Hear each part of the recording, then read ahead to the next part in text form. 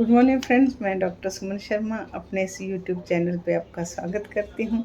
आज मैं आपके साथ डिस्कस करने आई हूँ जॉन्डिस। इसे हम आम भाषा में पीलिया भी बोलते हैं।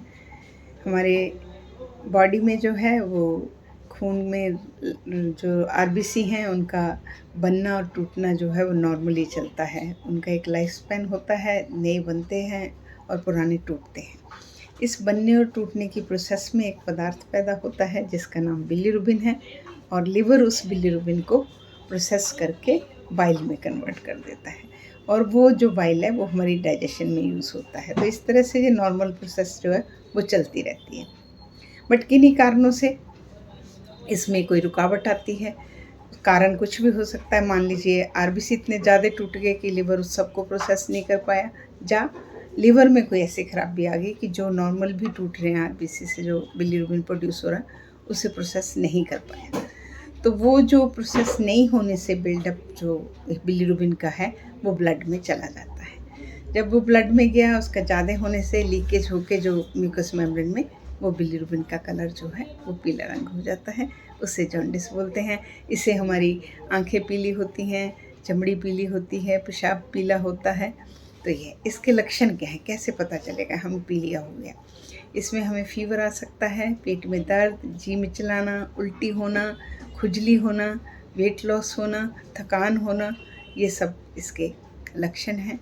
और उसके बाद आता है कि इसका कारण क्या है, करता कौन है, होता क्यों है हमें जॉन्डिस। इसके 2-3 कारण हो सकते हैं। पहले सबसे आता है वायरसेस, जिसमें hepatitis B, C, D, E and A, ये 5 वायरसेस को करने की क्षमता रखते हैं। इसमें ए और ई जो हैं वो खाने से होते हैं, खाने से, पीने से होते हैं, और वो टेम्परेरीली इसको लिवर में ख़राब करते हैं, उसके बाद वो ठीक हो जाते हैं। बी, सी और डी जो हैं ये लिवर को परमानेंट ख़राब करने की क्षमता रखते हैं। बी एंड सी का जिक्र होता है। डी जो होता है वो हमेशा बी के साथ ही आता है, इसलिए उसको ज़्यादा जानकारी नहीं होती। बी और सी मेनली होते हैं। तो इस तरीके से। और उसके बाद आता है ऑब्स्ट्रक्टिव जॉन्डिस। ऑब्स्ट्रक्टिव जॉन्डिस होता है कि हमारी जो पित्त की नली है पतली, उसके अंदर कोई रोग हो जाना। वो रोग किसी हार्ड कोलेस्ट्रॉल की हो सकती है, या किसी सूजन की हो सकती है, या किसी ट्यूमर की हो सकती है। जिस भी वजह से वो रोग है, जब तक वो नहीं हटेगी हमारा पीलिया ठीक नहीं होगा, बढ़ता ही जाएगा, बढ़ता ही जाएगा। तो जब जाके डॉक्टर उस रोग को हटाएंगे, जो लिवर के डॉक्टर हैं वो जाके दूरबीन से जाके उसको हटाएंगे, जैसे वो रोग हटेगी तो आपका पीलिया ठीक होना शुरू हो जाएगा। ये तो वो बात होगी। और जो ए और ई वाला पीलिया है उसमें डॉक्टर जब डायग्नोस हो गया तो आपको सिम्टोमेटिक ट्रीटमेंट देते हैं। आपको बुखार है तो बुखार के लिए दे देंगे, उल्टी है तो उल्टी के लिए दे देंगे, अगर उल्टी से आपको डिहाइड्रेशन होगी तो आपको फ्लूइड्स दे देंगे। तो वो सारा सिम्टोमेटिक ट्रीटमेंट होता है, रेस्ट होती है, और आपको कुछ चीज़ें नहीं खानी होती तो आपको घर में ठीक हो जाते हो। उस पर डिपेंड करता है कि आपका डायग्नोस कितने हाई पे हुआ। अगर आप शुरू में डायग्नोस कर लेते हो तो जल्दी ठीक हो जाते हो, अगर देर में डायग्नोस होता है तो उसी हिसाब से वो होता है। अब बात मेन आती है हमारे बी एंड सी की। बी एंड सी के लिए हम क्यों इतनी चर्चा कर रहे हैं? क्योंकि बी और सी एक ऐसे वायरस हैं जो हमारे लिवर को पूरी तरह ख़राब करने की क्षमता रखते हैं, और सबसे मेन है ये 90% पॉपुलेशन में साइलेंट रहते हैं। तो पता कैसे चलता है? जब हम कभी अपना सर्जरी कराने गए तो उससे पहले जो टेस्ट होते हैं उसमें पता चलता है, जब प्रेगनेंसी में जो टेस्ट होते हैं नॉर्मली उसमें पता चलता है। तो ये होते कहाँ से हैं ये जानते हैं, मिलते कहाँ से हमें बी एंड सी? ये हमें अनप्रोटेक्टेड सेक्स से मिलते हैं, जहाँ हम जो डिस्पोजेबल नीडल्स नहीं यूज़ करने से मिलते हैं, अनस्टेरलाइज नीडल यूज़ करने से जो इंजेक्शन लेते हैं, या जो ड्रग अब्यूज़र्स हैं नीडल से ड्रग्स लेते हैं, उन लोगों को हो सकते हैं। या हमें उसके बाद अगर मदर को हेपेटाइटिस बी है तो न्यूबॉर्न बेबी को हेपेटाइटिस बी होने का खतरा रहता है। जहाँ हमें कहीं से प्रिक होता है ऐसे लोगों का जिसको पहले हेपेटाइटिस बी है, जैसे लोग ओटी में काम करते हैं या पैथोलॉजी में काम करते हैं, तो वहाँ उनका ब्लड से कनेक्शन होने से उनमें हो सकता है। तो जब हमें पता चला कि हमें हेपेटाइटिस बी है तो हम कैसे एड्रेस करेंगे आगे, उसको मैं बताती हूँ आपको। हमें उससे रिलेटेड डॉक्टर पे जाना चाहिए। डॉक्टर हमारा टेस्ट करता है, एक आगे टेस्ट होता है हेपेटाइटिस बी, तो स्क्रीनिंग हो गया कि आपको है। अब हमें आगे देखना होता है कि है, पर क्या ये हमारी बॉडी में कुछ कर रहा है या आराम से बैठा है, क्योंकि 90% हेपेटाइटिस बी के जो वायरस हैं वो तुम्हारी बॉडी में टेम्परेरीली रहते हैं पर नुकसान नहीं करते। जो 10% हैं वो लिवर में घर बना लेते हैं और वो लिवर को पूरी तरह ख़राब करने की क्षमता रखते हैं। तो इस टेस्ट के द्वारा पता चलता है कि तुम्हारी बॉडी में जो वायरस है उसका क्या स्टेटस है। अगर तो वो उस वायरस का स्टेटस बढ़ा हुआ आता है तो आपको दवाई दी जाती है। अगर वो स्टेटस नॉर्मल लेवल में आता है तो आपको फिर से 6 महीने बाद वो टेस्ट रिपीट कराने को बोला जाता है, जब तक वो टेस्ट उस लेवल से ऊपर नहीं जाता। तो आप तब तक उसकी आप पर्टिकुलर दवाई नहीं लेंगे। अदरवाइज़ आप सिम्टोमेटिक अपना वेट कंट्रोल रखेंगे, अल्कोहल नहीं लेंगे, सब चीज़ें जो लिवर को बचाने के लिए आपको एसोसिएटेड फैक्टर हैं उन पे काम करेंगे।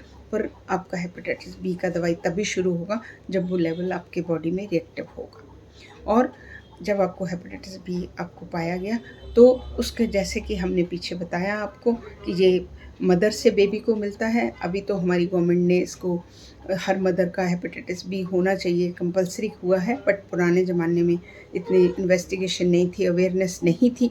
तो अगर ये आपको आपकी मदर से आया हो तो पहला हमारा फ़र्ज़ होता है कि हम आपकी फ़ैमिली की स्क्रीनिंग कराएं, क्योंकि अगर हमारी मदर के 4 बच्चे हैं, मेरे में डायग्नोस हुआ तो हो सकता है मेरे बाकी बहन भाइयों में भी ये पॉजिटिव हो।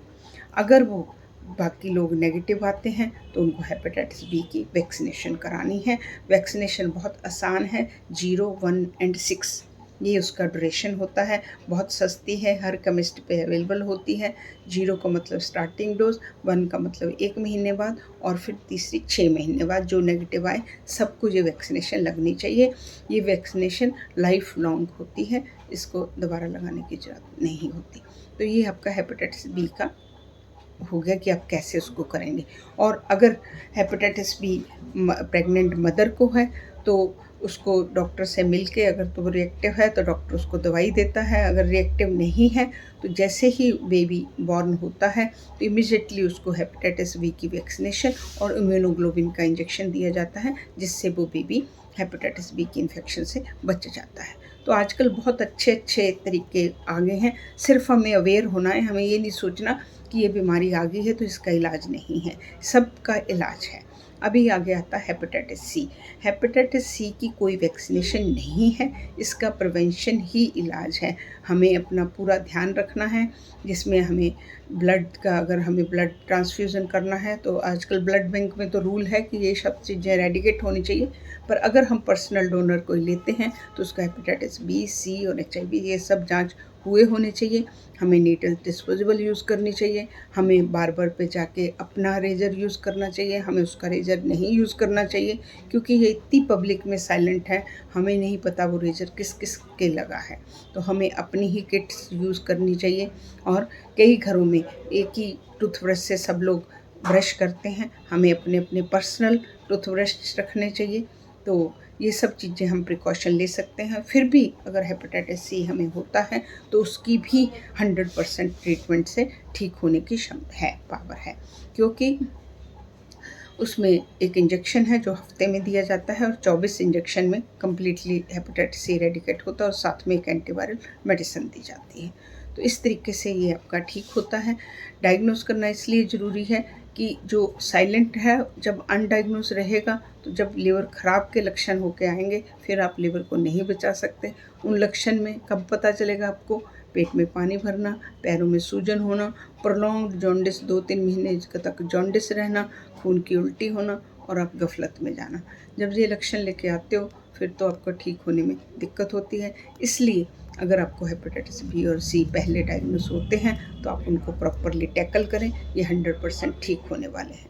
उसके बाद फ्रेंड्स, हमारा अल्कोहलिक जॉन्डिस होता है तो हमें अल्कोहल को बिल्कुल रोकना होता है, अल्कोहल नहीं लेनी।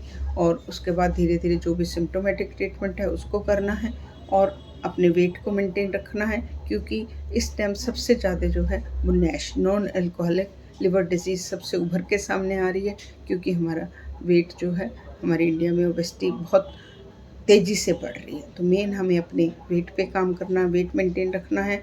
हमें अपनी हाइजीन पे ध्यान रखना है, पानी हमें बॉयल पीना है, खाना हमें ध्यान सब्जियां धो के खानी है। तो ये सब छोटी छोटी प्रिकॉशंस हैं जो हम लेंगे।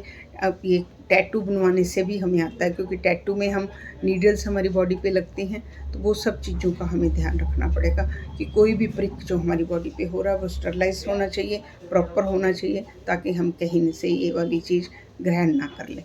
तो फ्रेंड्स, मैं चाहूँगी कि अगर ये वीडियो आपको हेल्पफुल हो तो आप इसे शेयर करें, सब्सक्राइब करें और इस बीमारी के प्रति अपने समाज में ज़्यादा से ज़्यादा अवेयरनेस करें, क्योंकि ये ठीक होने वाली बीमारी है। सिर्फ हमें अपनी सोच को बदलने की ज़रूरत है। तो फ्रेंड्स, इसी के साथ मैं आपसे विदा लेती हूँ। कल एक नए टॉपिक के साथ मिलती हूँ। नमस्कार।